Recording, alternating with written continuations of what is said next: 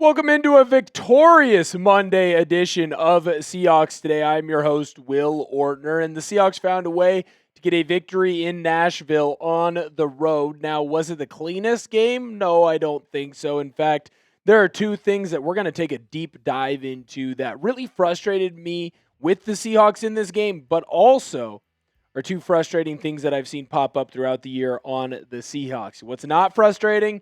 Seahawks victories. If you love it when the Seahawks win football games, they've been doing a lot of it this year. Go in and smash that thumbs up button. I love it when the Seahawks win. You love it when the Seahawks wins. Producer Coop loves it when the Seahawks win. Smash that thumbs up button.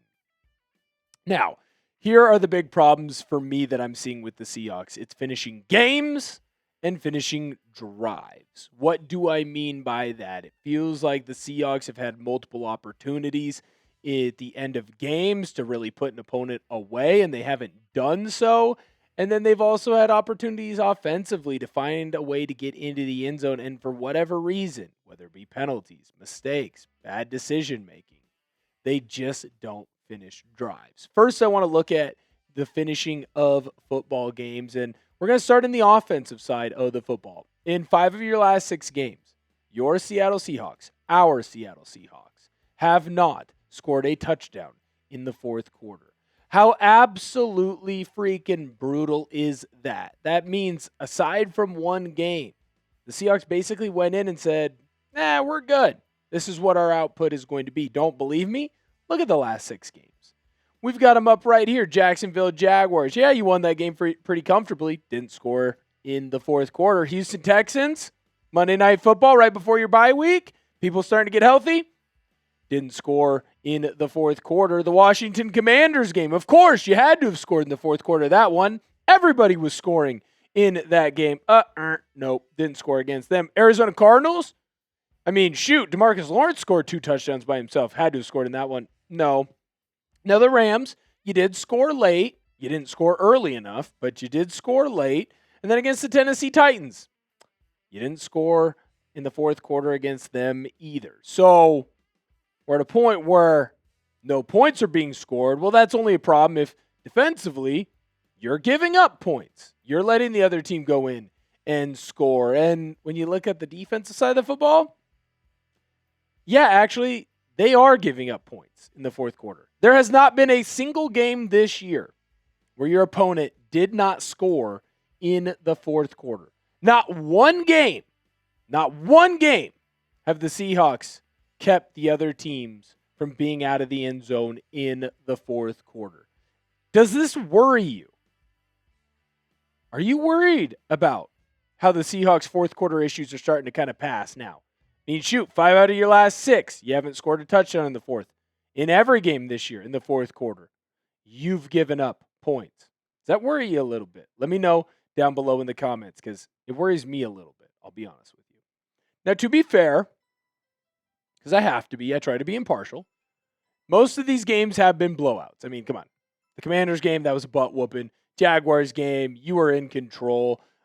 Your biggest scoring output in the fourth quarter of a game was against the Pittsburgh Steelers. That's where you really ran away with a victory there. It felt like and feels like in a lot of these games, the Seahawks kind of took their foot off of the gas. They took their foot, more so off the table. Hey, we don't need to push down. We don't need to go pedal to the metal because the Seahawks just keep winning. But I'll tell you right now, and this is my take, it's fine to not score when you're blowing someone out. It's not fine to not score and to not keep a team out of the end zone when you aren't blowing them out. And while it never felt like the Titans were ever in any real danger of pushing you in this one, of getting a victory in this one, it definitely didn't feel comfortable as you look at the end of this game.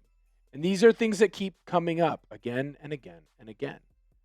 Defensively, you need to pitch a shutout in the fourth quarter against Minnesota or against Atlanta. Offensively, you better score touchdowns against both Minnesota and Atlanta. I don't care how much you are up by, because I'm sick and tired of the fourth quarters of games being weird, feeling funky, feeling murky.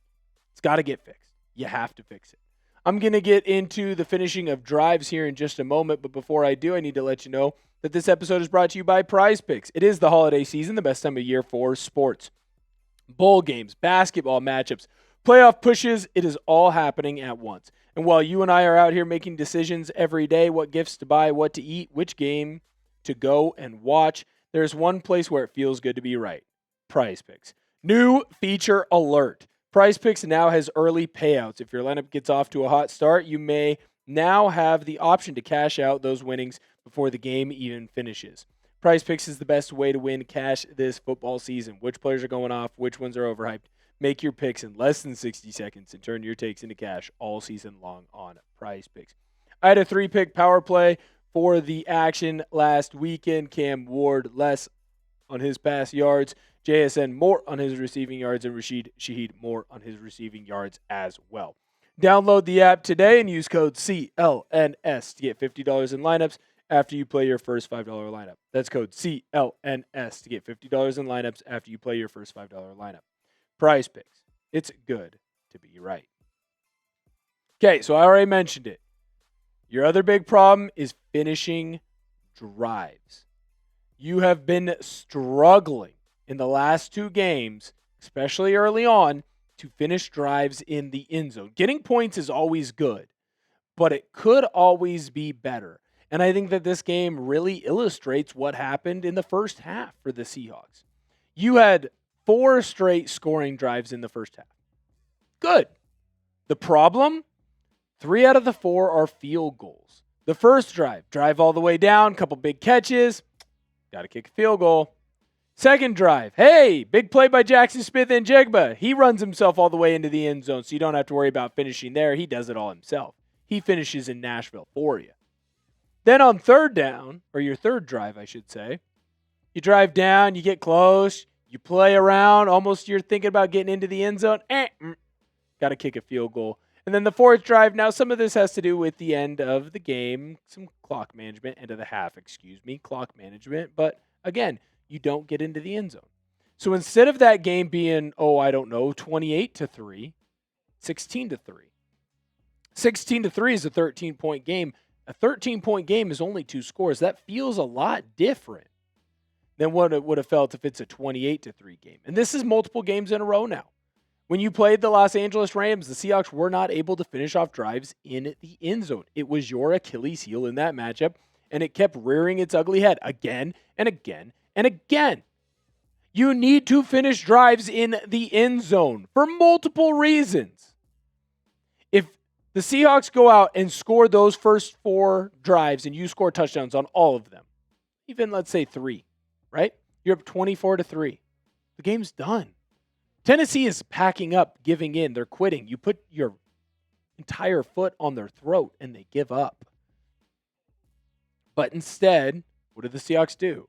They kick a field goal. They kick a field goal. They kick a field goal. Then they get the ball to start the next half. Don't go out and do anything really with it. Now the Titans feel like they're back in this game. Didn't cost you against the Titans, but it definitely cost you against the Rams. If that Shaheed ball gets caught instead of Emmanuel Forbes knocking it away, you win that football game.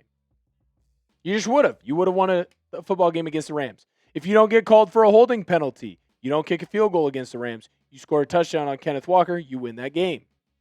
The Titans aren't the team that you measure up to. You don't look at your performance against Tennessee and say, hey, well, this is where we're at. You measure your performance against the Rams. You measure your performance against a team like the Colts. You measure your performance against postseason teams. And when you play them, you better have your you-know-what ready to go. And if you don't, you're going to keep losing again and again and again. It's so freaking frustrating with this team because all they have to do is just keep doing what they were doing to get down into the end zone in the first place. Grade the Seahawks' performance. How did you do? How do you think the Seahawks did? Scale it 1 to 12. I think right now if I had to go in, I'd probably do a soft 8, maybe a hard 7. You know, one of those deals where it was pretty good for the most part, but there are some things that really popped up that continue to pop up week after week after week. And it cost the Seahawks in key games, in big games. You needed to stop costing the Seahawks soon. Make sure you go in, smash that like button for us. We always appreciate those of you who come in and like our videos. We got daily Seahawks content coming out for you. You don't want to miss out on any of that. And until next time, I'll see you guys later.